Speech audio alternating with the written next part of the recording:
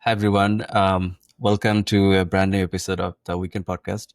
Today, in the podcast, I have a very special guest, Dr. Leo Vieira from Brazil. He has joined LSAX Center a few months ago, um, and he's a soil fertility specialist for Louisiana. And he's been working with LSAX Center, the producers and farmers of Louisiana, about soil health and soil fertility and all. So we'll talk about his early career in Brazil, his research in USA, and how he ended up with LCX Center. And I would like to first congratulate him for being the Certified Crop Advisor, CCA. So congratulations, Dr. Leo, Thank and you. welcome to my podcast. Thank you, Moni. It's a pleasure to be here, my very first podcast. So uh, let's see how it goes. Thank you very much for the opportunity. I'm happy to be here.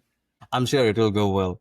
But first of Mhm. all, I'd like to know about you as a person, your early life in Brazil, your Sure. childhood, and how you targeted USA uh, as a grad student, as postdoc, and then how did you ended up being an assistant professor at LSUX Center? Sure. Yeah, I'm originally from Brazil. I'm from the most southern state of Brazil. When you think about Brazil, you think about like hot, humid weather. Well, but as further south you go in Brazil, the colder it gets. So my hometown is actually one of the few towns in Brazil that we get some snow. It was actually snowing 2 weeks ago. So Oh, okay. and yeah, I grew up on a range.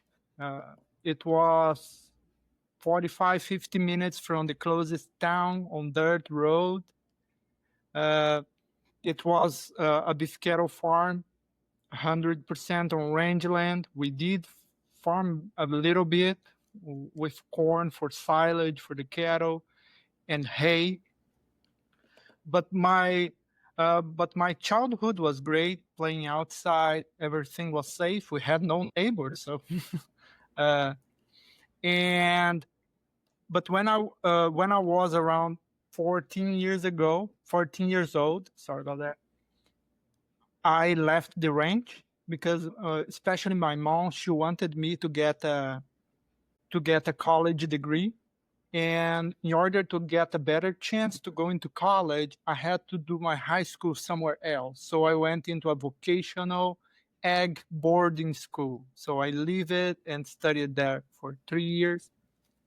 And then I did that. And after that, I stayed in the same institution, the Federal Institute of Santa Catarina State, to do a bachelor's degree in agronomy. And I chose agronomy because I grew up on on a ranch, so I didn't know what else to do with my life because it's what I liked to do.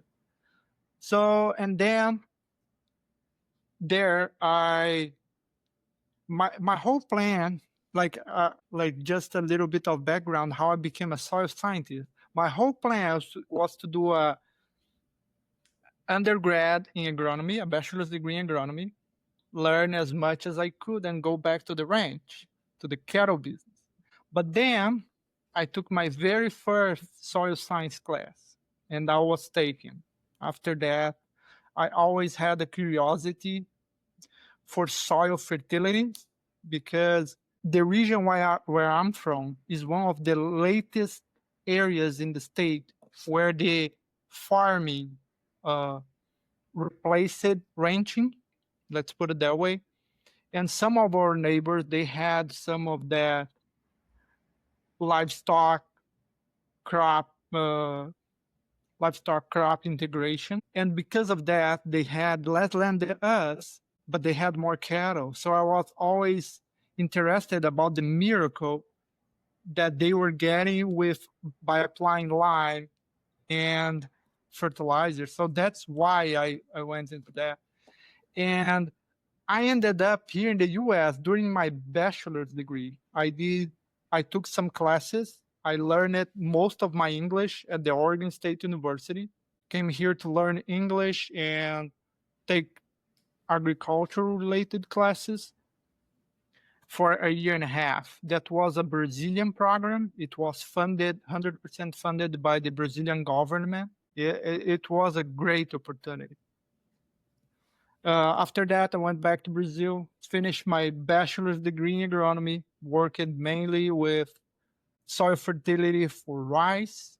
And during my time here in the US, where I work with a little bit with vegetables as well. So I went back to Brazil. I decided to do a master's degree, and I want to do it in plant nutrition. So, but to do that, I had to leave my university. My university only had bachelor's degrees. So I moved to central Brazil, to the University of São Paulo, and started my master's degree there. I worked with the investigating the potential of cover crops to recover contaminated areas with metals. And then after that, I I took a year off.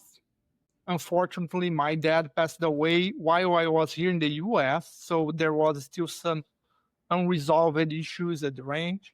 I stayed there for a year, but while I was there, I wanted to do a PhD, but I wanted to do it here. So I sent an email to a professor at the University of Florida. She's also Brazilian, and she was a close friend of my master's degree advisor. So it improved my chance to get the position, let's put it that way. And then I came to Florida in 2019 to do a PhD in soil and water sciences. And then for my PhD, it was interesting because it was not the plan, but I went back to a place in which there was a lot of cows because I did the whole soil health, water quality studies on pastures. So it was interesting.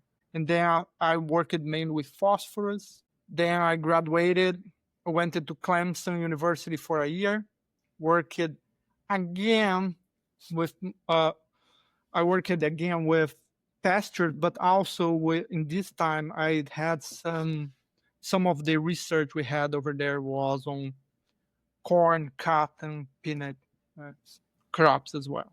And then I came here 11 months ago. So that's pretty much a whole overview. Thank you so much for sharing your story. Um, it's been, I think, more of a common story for international students uh, like me and other international students as well. And to me, it's like inspiring because the way you shaped your career and then yeah, you applied at LCX Center and got accepted here as an assistant professor. And I think you're doing great here too. I'm not personally connected to you, but what I'm seeing from your LinkedIn, your website profile, so I think you're doing great. Um, so when I first come here, I also did my master's in soil fertility. So I learned that people here call soil as dirt, but as a Yep. scientist, you must not like it. I mean, who likes to call himself as a dirt scientist? So, living in this ecosystem. So, what's the core differences if you talk about like a dirt and a healthy soil? So what is the definition, like common definition that understandable by everyone? What is actually healthy soil looks like, and what is a healthy soil actually? Well, that's an interesting question. Well, a health soil, when we think about a health soil, we can't only take into consideration the chemical properties. We have to take into account soil aggregation, soil aeration, also drainage, but also the biological activity. And this is mainly done by the presence of organic matter, and especially areas that have been plowed up year after year. It's expected that most of that organic matter will be oxidated and will become CO2. So a health soil, there's no one size fits all. Let's put it that way, because it depends on parent material how it's gonna look like. So and also depend on weather. Some areas it's really hard to accumulate a high amount of organic matter because it's so humid and so hot that the cycle is so fast that it's hard to see a change. And that I was able to see that in Florida.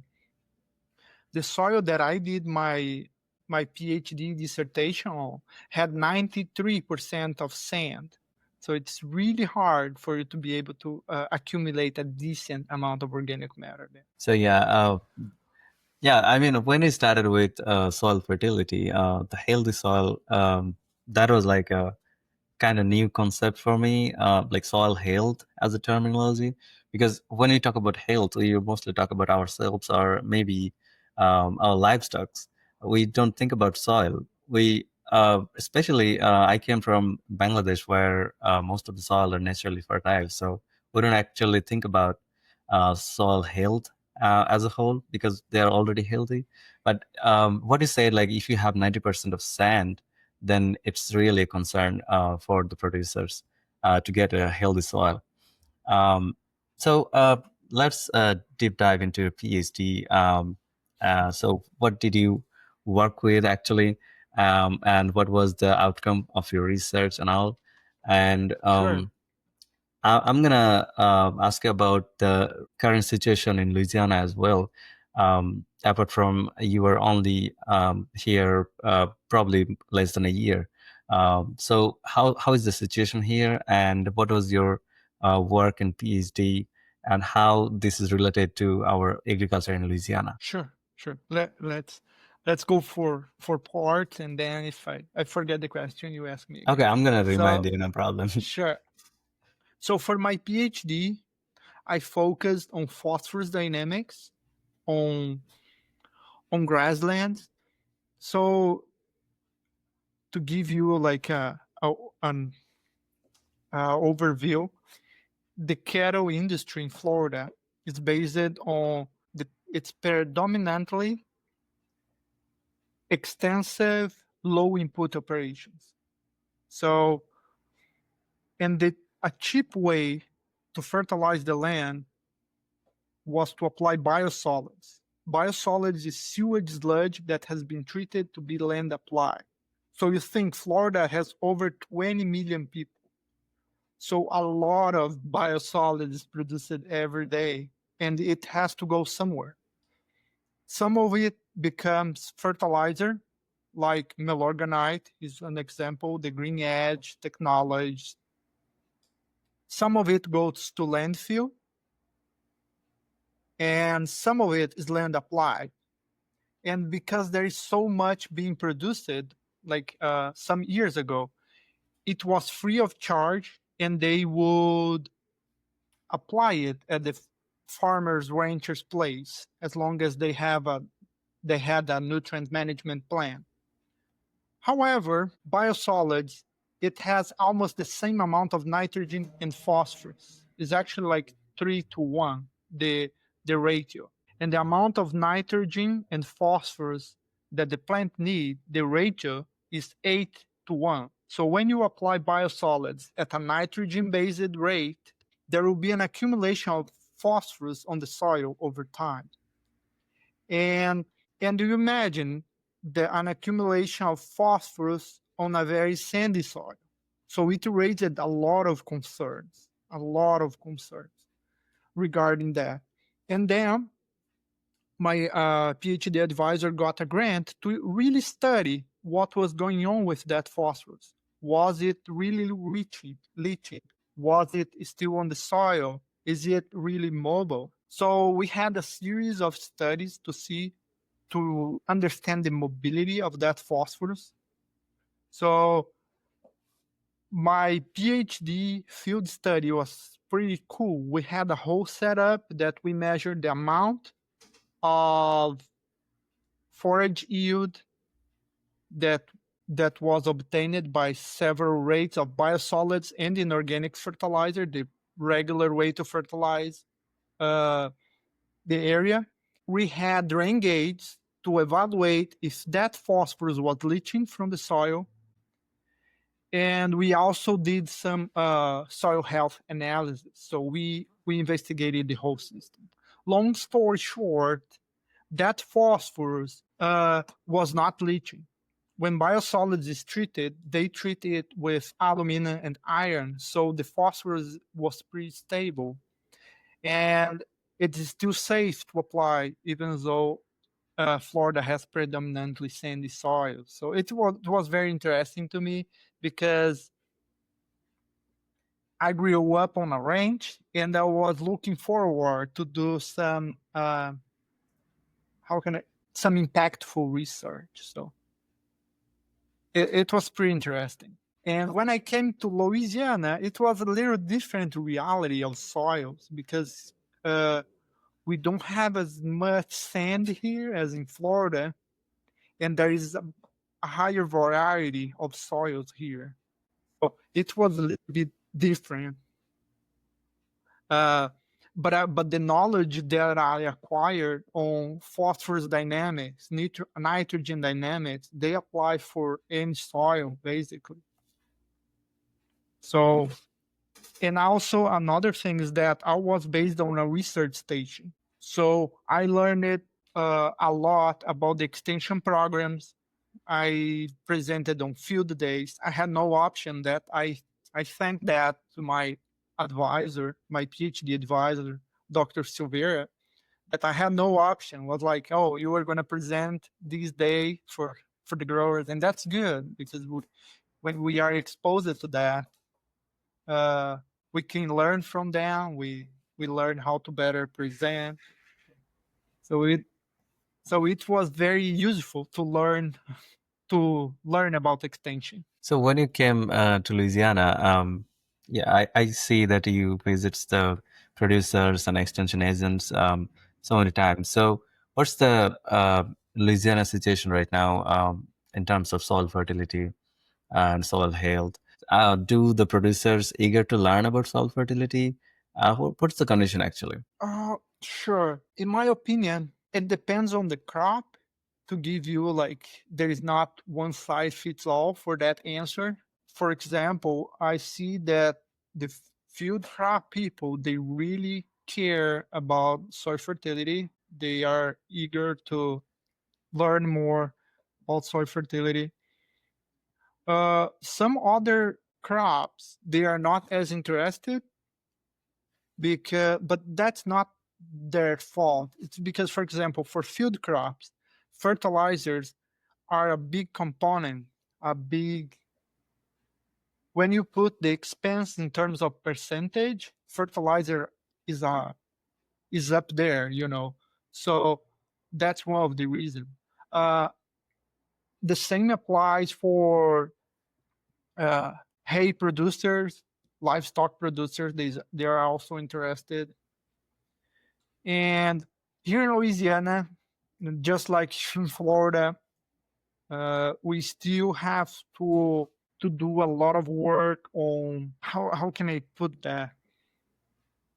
I mean, The get the outreach and growers. extension program? Sure, but I mean, we still have to do a bigger push in terms of soil testing. I mean, some people do, but if it could be done more often for smaller areas, it could be better. So that's the situation. But I mean, I have been here 11 months, so I'm still learning along the way. Yeah, so let's talk about your most recent achievement. You are now a certified crop advisor by the Agronomy Society of America. So, how did you think about that in the first place to get the certification? And how was your journey? What are the steps, and Sure. why this is useful to you? Sure. Well, I have a bachelor's degree in agronomy. So before becoming a soil scientist, I became an agronomist. And in Brazil, we have something like that. It's called CREA. Mhm. And when I came to the US, I learned about the CCA, and I was like, well, one day I want to get that. It was more of a personal goal. And since there are exams involved, you had to take 2 exams. One is in the international component, it's more general. and you have a second one that's local. So the questions are more focused, in my case, for Louisiana State. Like for all the questions are focused on crops that are grown in Louisiana and main challenge that we have in Louisiana. And after you pass both exams, after I passed both the exams, I had to apply for the certification because I had to prove that I had at least 2 years of experience consulting. But I mean, it's depends on what you did in the past. It's not that hard to prove it because I did extension since my PhD, so that counted. I did extension during my postdoc at Clemson University, and I did almost 1 year extension work here. So all of that counts as consultant work. And that, in my opinion, that can also, it's since it's not something that's easy to get, you have to take exams. You have to really show that you know that. It's very well seen by private companies, the university, by the producers. So I also wanted that status as well. Let's put it that way. See, I'm young faculty, so I had to use any tools available. Yeah. So since And you have another, mentioned, yeah, go ahead. I'm sorry. And another thing is that it was good to revisit some of the concepts that were long lost, and Yeah. that helped in my extension work. So go ahead. So since you have mentioned about your postdocs, I saw your profile and you did your postdoc on climate smart systems and all. So um, let's enlighten us about your postdocs and what you did, what was your research about? Sure. During my postdoc, I was hired as a postdoc in a big grant. Clemson University with South Carolina State, they got $70 million at the time. So they hired a lot of people to do a big project. We had 80 farms, I think, and we That's a lot. sampled all those farms. So I did a lot of soil sampling during my postdoc because we wanted to see the effect of climate smart practices on nutrient accumulation and also forage yield, corn yield, cotton yield, peanut yield. So that was the focus. And climate smart practices are basically best management practices or conservational practices. They are all the same. They at the time the best management practices that we were investigating were cover crops, application of chicken litter, and I think rotational grazing at the time. So finally, when did you decide to become a faculty member, and how was the journey? As a grad student, many of us want to know like what's next, what I'm gonna do next. So when to start, how to start to apply for a faculty position in the U.S., especially as an international student. Sure. It was not easy. I'm going to be honest with you all. I started applying around 6 months before my graduation, my PhD graduation. It took me some time to get an interview. I applied to a lot of positions, including the postdoc ones. I think it was 38. So it's a long That's a lot, journey. yeah. It's not that easy. And also because maybe for some people it's easier, but it took me some time to learn how to interview because sometimes you are nervous and you are not on a good day, and then you can just you miss your chance because, and in my opinion, the hardest one is the Zoom meeting because normally you have between 20 to 40 minutes to impress the committee. So it's it's hard in my opinion, but once you pass the Zoom interview, in my opinion, the in-person one, it's easier because you have 2 days to show who you are, not 20 minutes. So, but it was a long journey. I applied for many positions. I got many interviews. Not all of them went well. Most of them didn't go well. But it was a learning process. Once I learned it, what I had to do, it was uh, it got better. So don't get discouraged by the first no, because I mean, sometimes you are competing with somebody that already did 10 interviews, so it's hard to beat them. Eventually you'll be one of them and you'll beat everybody. So Yeah. So what are the step-by-step process? Like when did you, think about applying for a faculty position? Then what are the steps, typical steps that you have to follow to sure. get there? So the first one, there is a regular application. It depends on the university, it's slightly different, but most of them, you fill up an application, you have to attach your CV, a statement of research, a statement of extension, some, depending on the appointment, a statement of teaching, and last but not least, a letter of interest telling, basically the letter of interest, it's telling who you are, what you have done, and basically wrapping up with why you are a good fit for that position. And that's about a page and a half, a page or 2 pages, depending on the book. And then you have the statement of research. It can be 1 to 2 pages, showing you kind of go over what you have done and how you could use that in your future program. And the same applies for extension and teaching statements. You attach everything. Fingers crossed that they will call you or email you.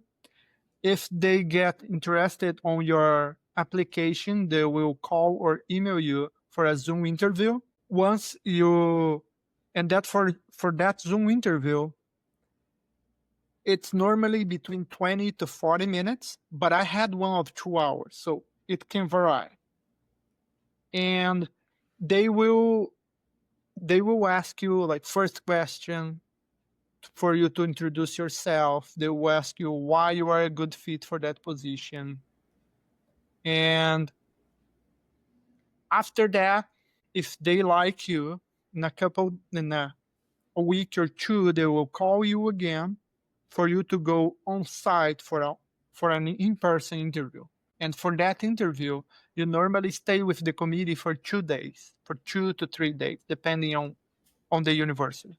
And for that interview, there will be a lot of meetings. You're going to meet with the students, with the other faculty. I had to deliver one seminar, basically showing who am I, where I came from, what's my background, what's my vision for the program, and why I'm a good fit for that position. Pretty much that. And then with that, fingers crossed again, they will call you for a negotiation. Depend on the university is a little different. Normally they will call you asking for, and they will offer you the position, and you're going to talk about startup package and salary. Once you have, after they call you, they are going to email you an offer letter, and then you negotiate what you want to change. If you want a little bit more of your salary, a little bit more of your startup package, you negotiate. And then fingers crossed again, it will be a good negotiation. And then if both parties agree, you get the job, and then everything starts again, like moving in stuff. So, but that's pretty much like a Yeah, summary of the process. that's a long journey. from the beginning of the application to getting the job. Uh, my another concern, I'd say personal concern and concern for many other grad students here in the US. So is the journey a bit difficult as an international student here, having some issues with the visa status after finishing your PhDs and all? So was the journey quite a bit different for you than others as an international student? For the international students, uh, I wouldn't say it's hard. It's harder than for Native Americans. The only thing that I believe it's easier for the Americans to do is because they grew up here. There is no cultural shock. There is no, like, their English will naturally be better than most of the international students, and that can be a difference, especially on extension. People have to understand you, and they can't hire somebody to do teaching or extension with okay English. It has to be at least decent. Let's put that way. And that can be a challenge, in my case. I know my accent's pretty thick. I came to the US when I was 21 years old. It's hard to get rid of that accent. It improved a lot, but I mean, and that can be a challenge to some people because it's not bias. It's just because if your pronunciation is not good enough, there's no way that you're going to be successful doing extension. That's a challenge, in my opinion.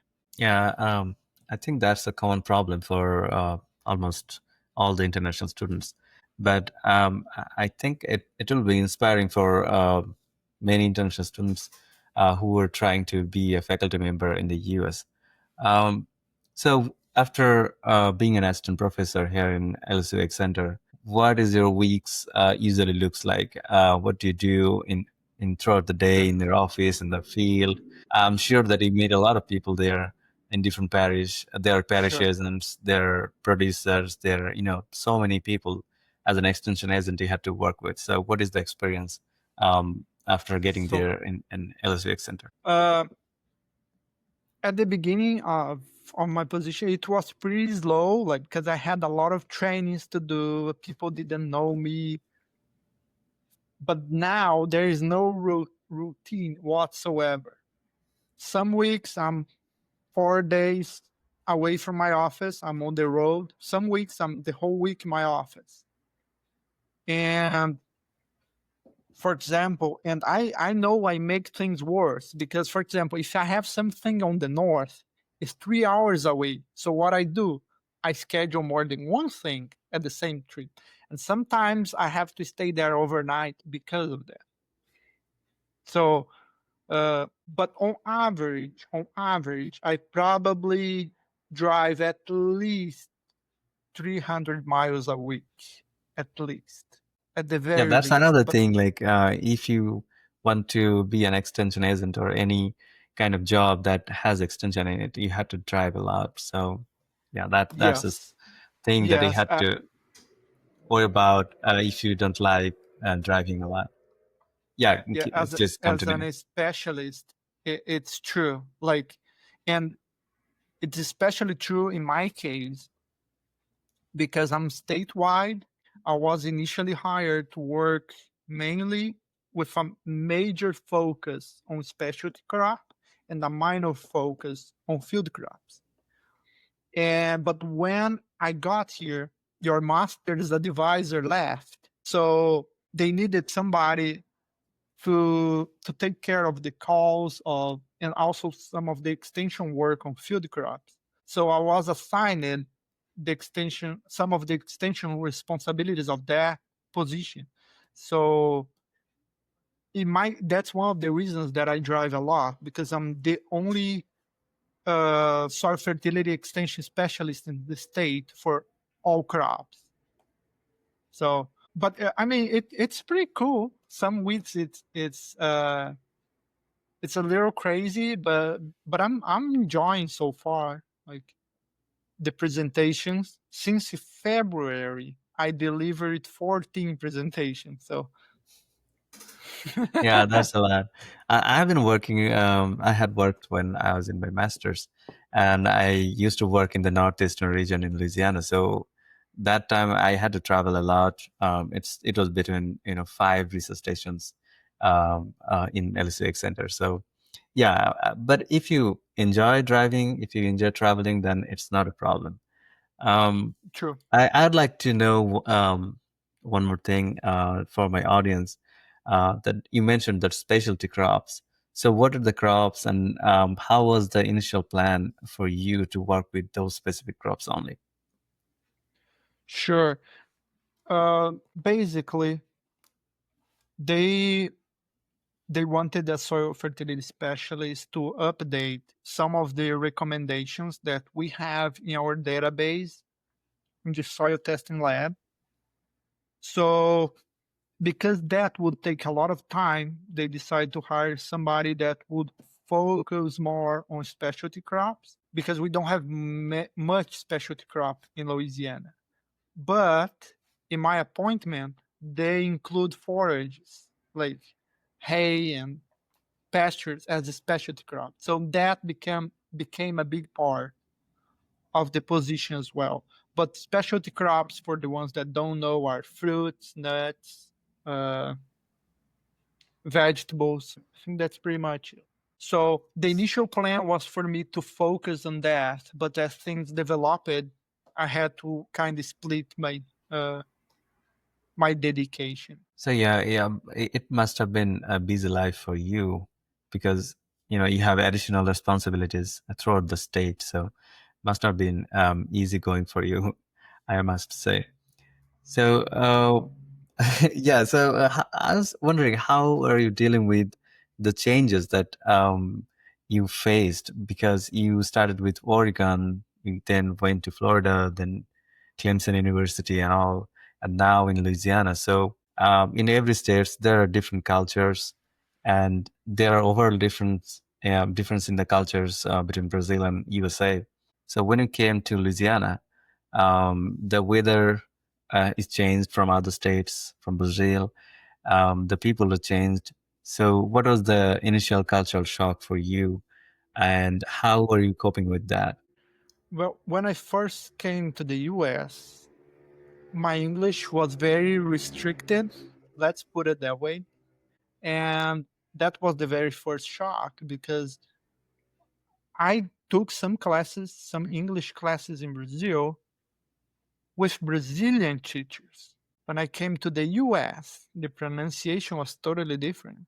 And I was lucky enough because Oregon, the accent is pretty easy to understand. So, but when I came to Florida, I was like, oh, this is not the US I was used to. It's totally different. And that was the countryside of Florida. So, I mean, the way I tried to cope with those changes was to learn about the place, to try to make new friends from the place.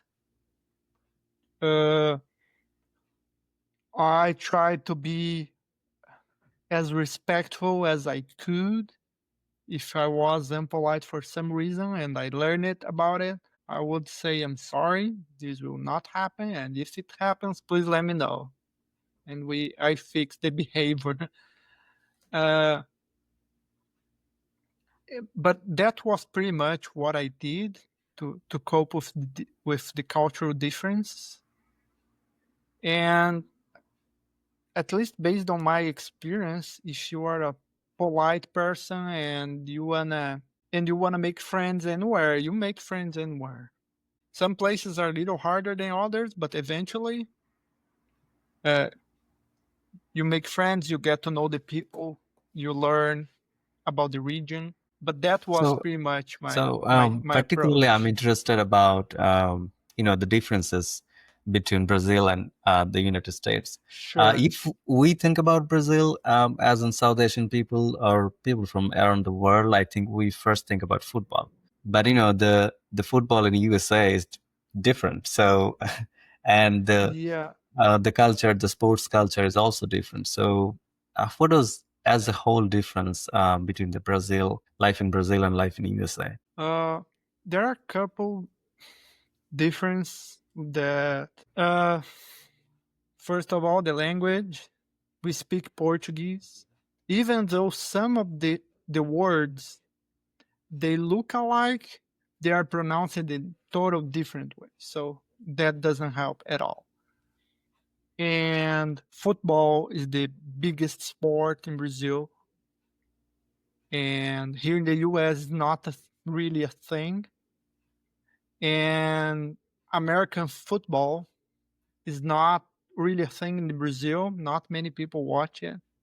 But I grew up on a ranch, so I never learned it how to play soccer. I could watch it, especially while my dad was with us. But I'm weird Brazilian. I'm one of the few Brazilians that don't really follow soccer, but it's a big thing in Brazil. But one thing that's really it's a cultural shock is that most Brazilians, and that's a cultural thing, they will not be on time. And that's something that I struggled at the beginning because when I came to Florida, I was like, if you get to a meeting, if the meeting is at 5, if you get there at 4:50, you are already the last one in the room. I was like, wow. So that was something. So I had to learn. I can't get there at 5:05. Things will be already on. So that's something. And let me see. The food is different. It's very different. Our food is more like Mexican food, except that most of our food is not spicy, but it's very different from the American food. So some people get really homesick because of the food. Yeah, thank you for sharing all these. We are about to reach the end of the podcast. My Sure. one of my few last questions would be: what are the challenges now you're facing as a professional, being a certified Mm. crop advisor, being an assistant professor, and overall involving in the extension, world? So, what are the major challenges here? It's it's interesting because especially I have heard that the first 18 months of being a professor is pretty much learning the job because it's very different. I have a whole different perspective of everything being a professor than when I was a student. So you have to learn now. For example, my position is extension. So I have to think about extension publications, extension reaching, presentations. I probably did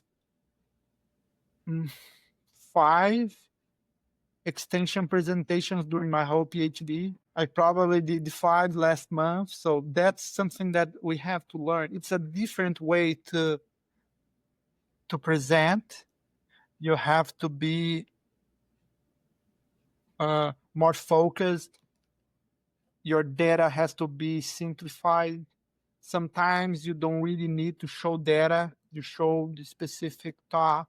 But that's challenging at the beginning because you learn as things go and you ask for feedback and you change next time. So and that I mean the challenge now is to learn how to navigate the new position. And it's a learning process every day. And uh, I'm I'm I'm glad I'm very blessed. I have some good friends that help me out with some tips. I have some other friends that are also young professors that they provide a lot of feedback. When I first started my job, your PhD advisor helped me a lot. He gave me a whole like step by step of things that I should think about it that really expedited my onboarding.